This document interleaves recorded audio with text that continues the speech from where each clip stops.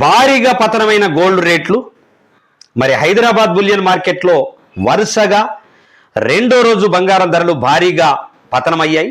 24 క్యారెట్ల 10 గ్రాముల gold rate 1,800 రూపాయలు తగ్గి రూపాయలు 1,40,130కి చేరింది. మరి 22 క్యారెట్ల 10 గ్రాముల పసిడి ధర రూపాయలు 1,650 రూపాయలు తగ్గి 1,28,450కి పడిపోయింది. మరి కేజీ వెండి రేటు 2,44,900కు ఉంది.